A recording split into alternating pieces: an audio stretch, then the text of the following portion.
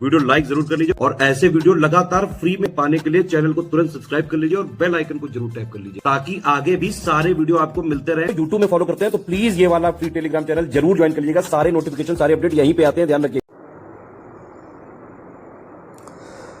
नमस्कार साथियों, स्वागत है आप सभी का स्टडी फॉर सिविल सर्विसेज में। आज हम बात करेंगे तीसरे कर्नाटक युद्ध के बारे में जो कि चल रहा है अंग्रेज और फ्रांसीसियों के बीच में। इससे पहले हमने पहला कर्नाटक युद्ध और तीसरे कर्नाटक युद्ध को देख लिया है। आज हम बात करेंगे तीसरा कर्नाटक युद्ध, मतलब पहले और दूसरे को देख लिया, तीसरा देखेंगे। सबसे पहले तो इसका समय देखिए, 1756 से 1763 यानी 7 साल चला है। इसीलिए इस युद्ध का एक अन्य नाम है सप्तवर्षीय युद्ध, ध्यान रखना। इसका एक अन्य नाम क्या है? सप्तवर्षीय युद्ध। ठीक है, अब देखो जरा क्या है इसके युद्ध के बारे में। पांडिचेरी की संधि अस्थायी थी क्योंकि इसका अनुसमर्थन दोनों देशों की सरकारों द्वारा किया जाना था।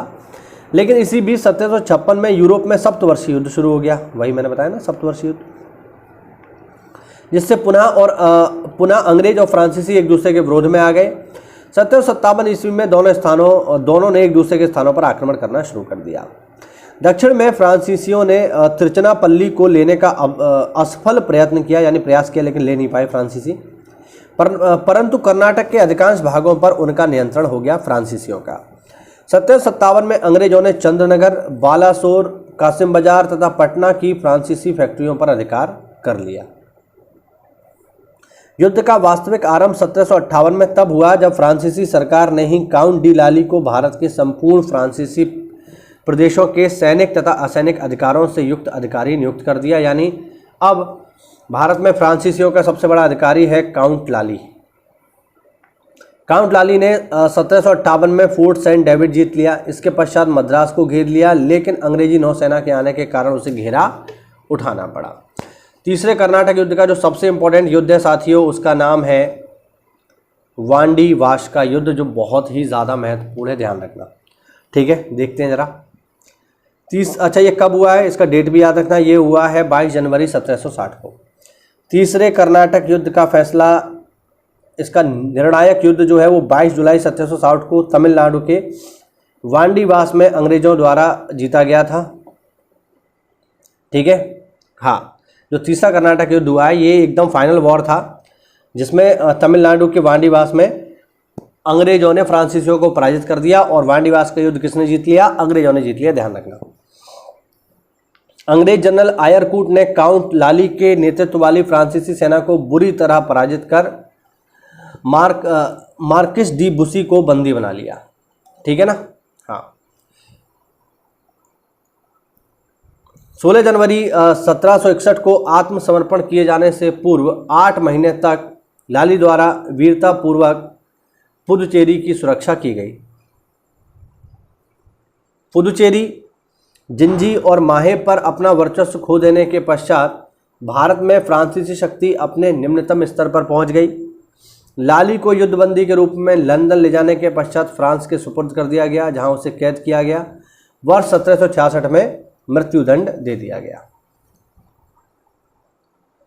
यानी यहाँ पर जो है लाली का खेल समाप्त हो गया, काउंट लाली की हत्या कर दी गई।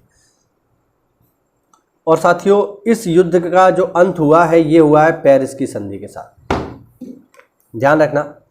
अंग्रेजों तथा फ्रांसीसियों के बीच पेरिस की संधि पर हस्ताक्षर होते ही 1763 में सप्तवर्षीय युद्ध समाप्त हो गया।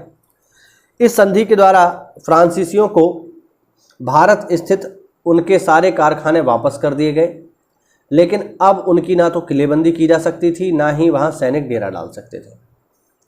फ्रांसीसी अब सिर्फ व्यापारी के रूप में कार्य कर सकते थे। तीसरा कर्नाटक युद्ध निर्णायक साबित हुआ। युद्ध में पराजय के फलस्वरूप भारत में फ्रांसीसी साम्राज्य की स्थापना के सारे अवसर नष्ट हो गए और वे केवल व्यापारी बनकर रह गए। ठीक है, तो ये थे हमारे तीनों कर्नाटक युद्ध जिनको हमने पढ़ा छोटे छोटे लेक्चर्स में। इंपॉर्टेंट है, इसमें देखो क्या क्या चीज़ें आपको याद रखनी है, मैं एक एक करके आपको बता देता हूँ। देखो, पहले कर्नाटक युद्ध में आपको क्या याद रखना है, देखिए मैंने पहले भी बताया था। पहले कर्नाटक युद्ध में याद रखना है डेट, कारण ऑस्ट्रिया का युद्ध, और तीसरा किस से समाप्त हुआ है, किस संधि से, तो एक्स ला शापेल की संधि से समाप्त हुआ है युद्ध। दूसरे में क्या याद रखना है, दूसरे कर्नाटक युद्ध में आपको याद रखना है डेट 49 से 54, और किसकी वजह से जो है या किस कारण से युद्ध शुरू हुआ। तो ये जो है जब हैदराबाद के नवाब की मृत्यु हो गई तो हैदराबाद पर कब्जे को लेकर के युद्ध शुरू हुआ।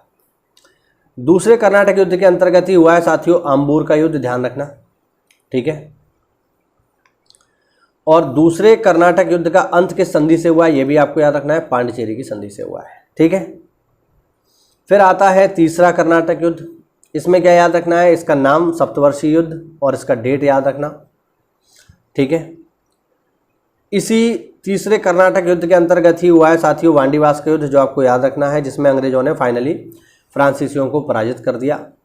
युद्ध में कौन कौन शामिल था ये भी ध्यान रखना, अंग्रेजों की ओर से थे जनरल आयरकूट और फ्रांसीसियों की ओर से थे काउंट डी लाली, ठीक है। और इस युद्ध का अंत किस संधि से हुआ है, तो आप आंसर करोगे पेरिस की संधि। तो इतनी चीज़ें आपको इसमें याद रखनी है।